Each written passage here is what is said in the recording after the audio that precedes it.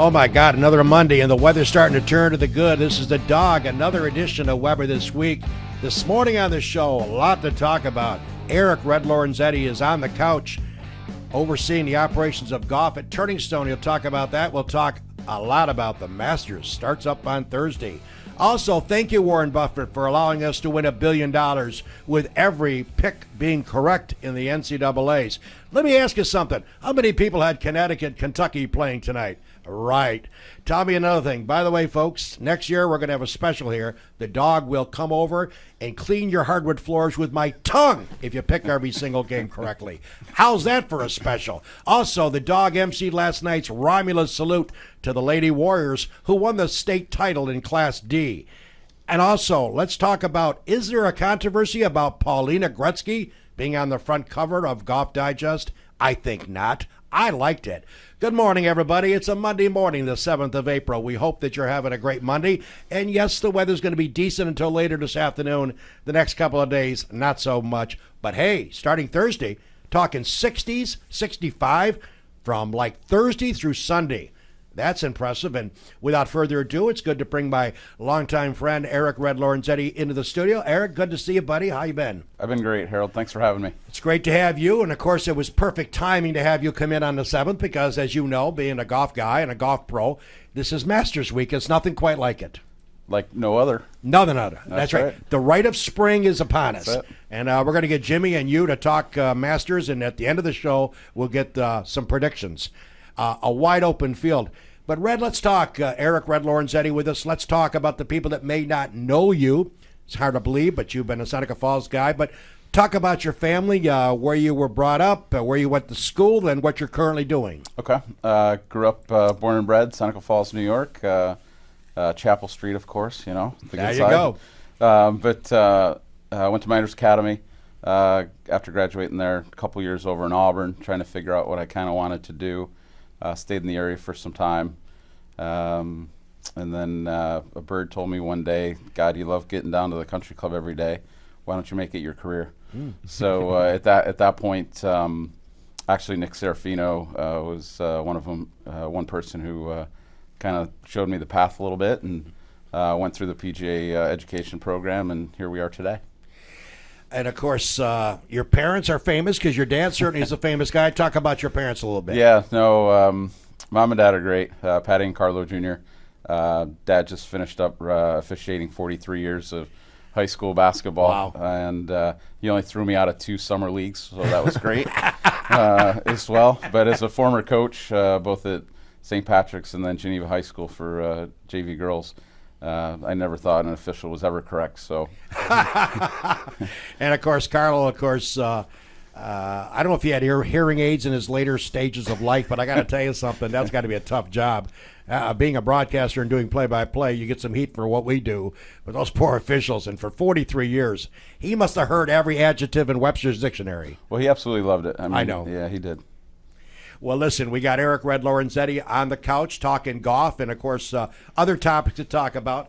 Let's first talk about Paulina Gretzky and get Jimmy Senecropi's comment on this because oh, God, the world is coming to an end. And I understand why Mr. Wang, the commissioner of the LPGA, is upset because in recent history, I think there was only 2 or 3 ladies that graced the front cover of Golf Digest. Lorena Ochoa and, of course, Annika Sorenstam. I don't know if any others did. Jan Stevenson maybe way back possibly, when. yeah. So maybe 3 in the history of the LPGA. And all of a sudden, the May edition is out. And who's on the front cover? A non-golfer who's, by the way, engaged to Dustin Johnson, one of the premier stars of the PGA Tour. All right, she's a good-looking girl. Jimmy Senecropi, home of women's rights. What's your comment on Paulina gracing the cover? Come on. They can do whatever they want. They I mean, can if do the it. LPGA would produce more interesting Yep. stars, then they would end up on the cover. Yep. That tour's struggled over the years because it's predominantly dominated by Asian players Right. who we can't relate to here in America. But Lexi Thompson wins yesterday. Oh, that was fabulous. Which was nice. So, Red, how about you? What's your thoughts on Paulina Gretzky being on the cover? You know, anything we can do. We're always kind of losing golfers almost every year. So as a golf professional, one of our biggest goals with the PGA of America is to continue to get play. So honestly, almost any attention towards the game is a good thing. I can understand where the commissioner from the LPGA is coming from, though. I mean, he's really built that tour up. That tour was dying 4 years ago, Absolutely. and now their best customer base is overseas, and they're traveling more over there.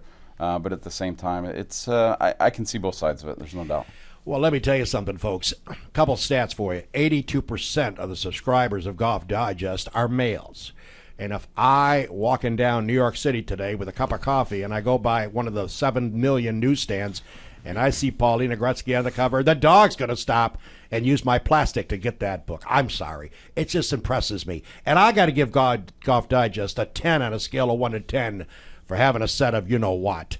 To do this, they knew that the controversy would erupt with a capital C, and they still went ahead and did it, and I can't wait to see how their sales are on the May edition. So a little controversy. Of course, she's engaged to Dustin Johnson. Of course, if you just came from Russia, Gretzky, of course, is the daughter of the greatest hockey player to ever put on skates, I would guess, Wayne Gretzky. So it's going to be interesting to see how this all falls out. But again, as Jim pointed out, those editors and those folks in their Golf Digest administrative offices must have had some long meetings to decide to make this move. And I give them a scale of 1 to 10. I give them a 12 for making that move. It's created controversy. And guess what, Eric? It sells copies. It does. So it's going to be interesting. Hey, by the way, before we get talking to Red about his responsibilities at Turning Stone, overlooking that amazing enterprise down there for great golf and some tough layouts, last night I had the good fortune of serving as master of ceremonies for the salute to the Romulus Lady Warriors. Of course, if you missed it, they just won the state title in Class D, an amazing 25-0 season, and I'm going to try to hold this up, but this was the program last night that we were presented upon checking in, and it was just a fabulous job by the committee. I'm going to send out kudos to everybody connected, because if I mention people's names, I'm going to leave somebody out. I personally enjoyed the experience of serving as MC. It was a wonderful evening. We were at the Club 86 in Geneva. How do you beat that for Jimmy's Chicken? It was fabulous. Well done. Well orchestrated. Great salute to the young ladies. Great salute to the coaches, Damon Nicholson, his assistant, Charlie Luffman, and his daughter, Erica Nicholson. It was a superb evening, and I certainly appreciated being there, and I wish the seniors nothing but the best as they move on. But again, kudos to the Romulus Lady Warriors. And as you all know, we had Jessica Rohn and Olivia Brando on the couch a few weeks ago, along with Coach Nicholson. Just a reminder, because we have a booking next week and it's spring break, we're going to have in Chelsea Steinruck to do a show with the dog, because her goal is to be a sportscaster. She'll be where Eric is next week on the couch. And she's a little better looking than Eric, but she's a cutie. Yeah, she's a little better, but she'll be here next week. And so I have offered the Lady Warriors to come when school is out in June. And when you win a state title, it's not going to disappear from people's minds. We would like to have them come in as 2 or threesomes, and we could do that, several shows. Again, the invitation is out there, ladies. And if you'd like to come in, just let me know when school comes out in June, and we'll have you back, because this show goes on every single week. So a great time, Jimmy, and it was a lot of fun to spotlight the Lady Warriors, and they richly, richly deserve all this recognition. Yep, yeah, as you can't recognize them enough, and what a great thing for all Romulus alumni and the town of Romulus. Exactly. And it was, I'm glad to see that they were able to make you a part of their night last night. It was great. I really appreciate it. One of my best memories of being at MC, and I've done a lot of those, but it was really a nice night last night. And Jimmy's Chicken did not disappoint. Red Lorenzetti's on the couch. And Red, let's talk about, you've been with Turning Stone, you said, a year ago, January. That's correct. You came in and you're the head golf professional? That is correct as well. Give us an overview. First off, let's list the golf courses that are at Turning Stone, because they keep building and putting on operations after operations. And before you know it, there's other courses popping up. It's very true. We have 5 golf courses. We have 3 championship courses. Adunia, which hosted the Turning Stone Resort Championship for quite a few years. And then we also have the Galuya Golf Course, and then also Shenandoah. Those are 3 championship courses. And then we have a 9-hole championship par 3 course called Sandstone Hollow that Rick Smith designed. And then we also have a little 9-hole kind of municipal course that the locals love called Pleasant Knolls. In addition to those 5, we also have the Golf Dome, which has a golf superstore, 40 hitting stations, 2-tier. And then actually just last month, we introduced the the TaylorMade Tune Performance Center at Turning Stone, which is one of 30 fitting facilities through the country, which we're really excited about. There, it also has in there, I know with your great putting stroke, you wouldn't need to use it. Red Yeah, Dog, right. But Yeah, right. we have what's called the SAM Putt Lab, which stands SAM is Science in Motion. It's really interesting technology that really the closest you can get anything to it. The whole center itself is either Toronto or south of New York City. Yeah, and Wow. I saw a little feature CNY Central Yeah. did that. I was hoping to see in it, Yeah. but they obviously didn't. They, Somebody's got to work. That's right. No, I'm just kidding. But No, it was great awesome. facility, Yeah. and so somebody from Finger Lakes here can take a drive west. Do you need to make an appointment or? For the Tune Performance Center, Yeah. yeah, you do. And the great thing about the Tune Performance Center too is, it is tailor-made, but at the same time, we have every manufacturer, and it's a decent sized room. But then after we kind of get all the numbers, launch angles, spin rates off drivers, you name it, then we can go out into the dome. The dome itself is about 100 yards deep, so you see a ton of ball flight. And as an instructor or a club fitter, you need that. Right. Sounds good. Okay, Red, let's talk about the area folks checking us out this morning. Want to go to Turning Stone, play some golf. What do they have to do? Is there a number to call, 800 number? How does they hook up to try to set up a tee time? Yeah, actually, the 361-7711 will get you into any of our golf courses, actually right to the resort. That's 315. It's just a matter of what you're trying to do for the day. There's so many different options out there. We're looking to open up 2 of the golf courses, the Galooya Golf Course, and then also Sandstone Hollow, the par 3, hopefully next Monday. And then the following Monday, Shenandoah and Pleasant Knolls, and then May 1 we'll open up Adunia. Very nice. So a lot happening at the Turning Stone Resort, and as you folks may not know or may know, I along with my wife Mary, make overnight trips down there once in a while to do a little gambling, have some fun, and every time you go down there, they've added something else to that complex. And the golf course part of Turning Stone is just another grand idea, and it's an opportunity for people to spend a couple days at Turning Stone, do a little gambling, have some fun, go play some golf, just have some good food. Last September, Yep. a friend of mine went down and we played Galooya. Galooya. It's Yeah. a tough name. That is. Of course, the toughest course ever. Very difficult, Wow. but beautiful and gorgeous, and a lot of interesting shots they have. And then we went and played Tunio. Got to play 9 with Eric, Nice. which was a real treat. And it's playable, but the condition is what blows you away. Yeah. The finest condition golf courses, especially Dunio, that you'll play anywhere in the world. So, it is a higher price tag than most of your municipal courses around here. But if you love golf, it's worth a shot to get out there and see what truly a PGA Tour quality condition course is like. Yeah, if you think about it, 20 years ago, would we have 3 golf courses a little over an hour away Amazing. that are ranked in the top 100 in the country, that you can play. You have Oak Hill and a couple of the privates, Right. but nothing like that at all. So it's pretty neat. You really have to travel a long way to play those 3. And the best thing about that, too, it makes a great weekend of it. I've been at a facility before in Wisconsin, Lake Geneva, called Geneva National Golf Club.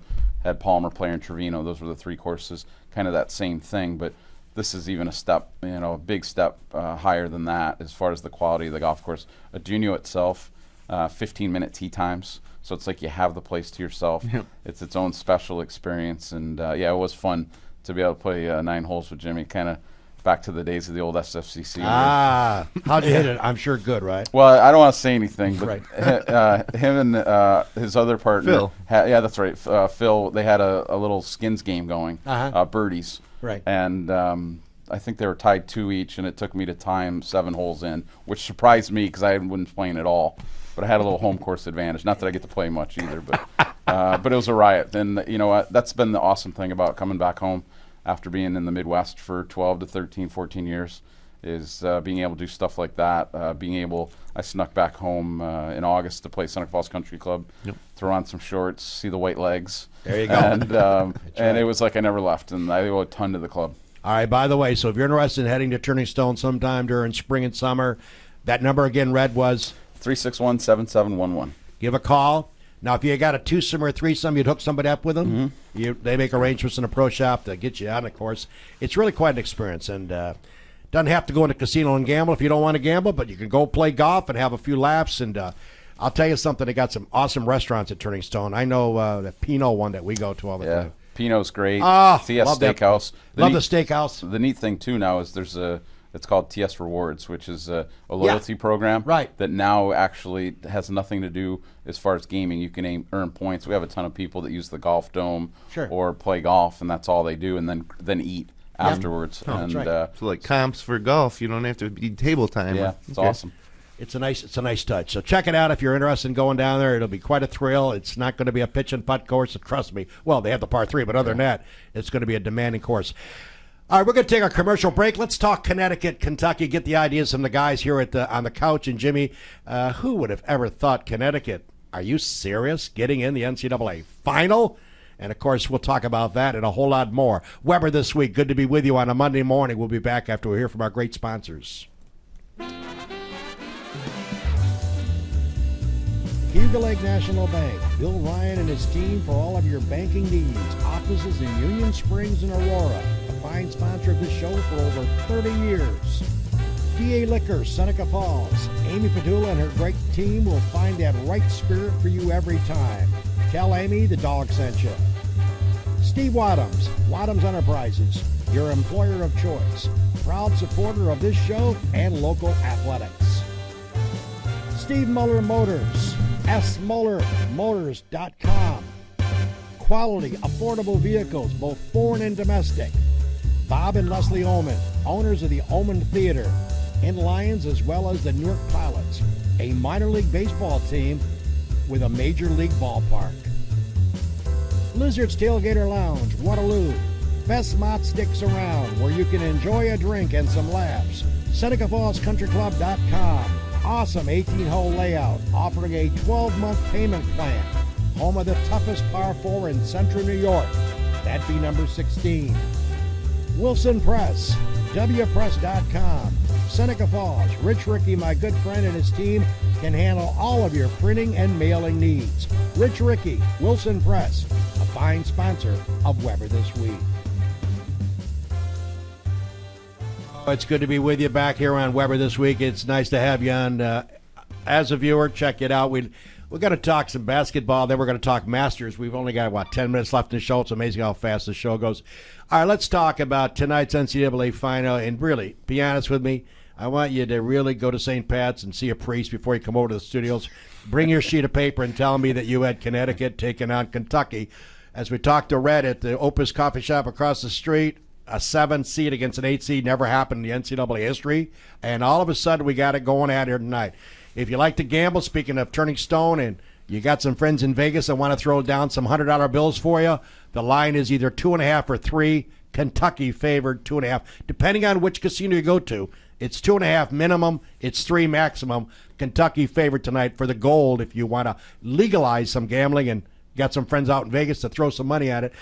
Red, I know you're shell-shocked like the rest of the nation is on this final. Your thoughts on it? Amazing. Yeah, it is amazing. I mean, it's been a great college basketball year, but I would say UConn's defense looks tough. I mean, it really does, and that shut down Florida's penetration, and I think that might do the same thing against Kentucky, as much as that might pain Jim. I know. Well, it's sad because, I'm rooting for UConn tonight, and I never, ever root. Last time I rooted for UConn to win a basketball game when they beat Duke in the finals 5 years ago. Ricky Moore, was that way back in?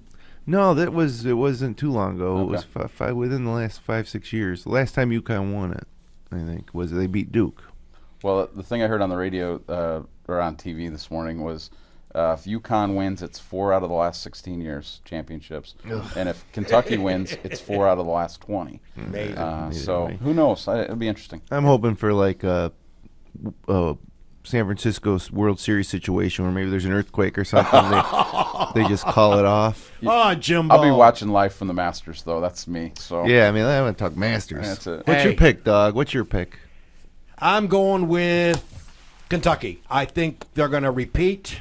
Hasn't happened that many times. It's happened a few times, but not that many times to repeat as NCAA champions. But they didn't win last year, though. Who won it last year? Not Kentucky. I thought it was Kentucky. I'm sorry. Kentucky won 2 years 2 years ago. The state of Kentucky The won. state of Kentucky, yeah. Louisville won last year. All right, I'm sorry. That's what partners are for in two-man best ball. I got you. Thanks, Red. It's called You got it's it. called age. As I approach 69, you're right. I had my mind Kentucky. All right, but I just got Kentucky in my mind to win tonight. I think it'll be a close game. I think it'll be a run and gun. I think it'll be a high-scoring game. I like Kentucky. Red, who do you like? I'm going to go with UConn, even though I think Kentucky's been running it. You know, the funny thing, too, is I think everybody had Wisconsin and Florida in the final. It's the exact opposite. How about you, Jimmy? You're going with Kentucky? No, I'm going with UConn. I think UConn. Shabazz Napier's probably, well, they both have a premier player who's kind of output their team on their back. But the one thing about UConn I do like is Shabazz Napier. He's a good kid. He stayed there for 4 years, and I think he's going to close the book. And both guard play Boatwright, Napier. I think that'll be the difference. And by the way, before we get talking Masters, if you heard a scream while you were laying in your bed over the weekend, that was Mark Emmerick, the president of the NCAA, making some stupid comments about he thought that the fact that the Northwestern folks have now got the National Labor Relations Board to approve them to be unionized athletes, he said it was grossly inappropriate to do this. I don't blame him for saying that because Mr. Emmerich is sitting on about $700 billion. And guess what? The athletes want a piece of that pie, baby. They don't care about the free scholarship and the $60,000 a year. That's only $250,000 over 4 years. It's a lot of money to me and Red and maybe not Jimmy. But let me tell you something. They're sitting on billions and billions of dollars. And guess what? I hope the players win this, and I hope the players can unionize and across the nation sell their wares if they got the athletic skills and send them up to Walmart and line them up around the block to get pictures and autographs from Tyler Ennis, Jamaris Parker, and the rest of these athletes because I think time is changing. That free ride isn't so free anymore, and when you're a superb athlete, you should be able to get the wares and get the cash, baby. This is America. I'm glad it's happening, and I hope they stick it to the NCAA. That's the way I feel. How about it, Red? Sounds like you're passionate about it. That's good. I don't think these NCAA sits on these billions of dollars and they just rip these kids off. I'm sorry. I don't want to hear any more about, it's a great thing, it's a free ride. Baloney. I'm not talking about mediocre players, by the way. I'm talking about the real good to excellent players in swimming, tennis, lacrosse. They should be able to sell their talent. Well, that's the problem, though, is your All-American swimmer or your All-American tennis player doesn't have as much value on the market as your top football and basketball Probably players. not, but I bet they still could draw a crowd in that sport. I mean, they're not going to be like basketball, football, and lacrosse. I totally agree with that. But I think this is America. You should be able to sell your wares for what you're worth. And I don't want the scholarship. Take it. I'll come on as a walk-on and hope that Red picks me to be a member of the team. If you got skills, you're going to pick them, right? Yeah, that's very true. Hello. Yeah. I mean, it's going to be interesting how this rolls out. I'm just so sick and tired of the NCAA. I believe they have not given enough back to the superb athletes in the country. I've been saying it for years. And now, thank you to the NLRB, it might change. Let's hope so. That's my view. Yeah, everybody says, it's a 4-year ride. Oh, good. Give me a break. Some of these college athletes could make a fortune if they went and sold their wares. All right, let's talk Masters Week. The Rite of Spring. Nothing quite like it. CBS will show phenomenal coverage.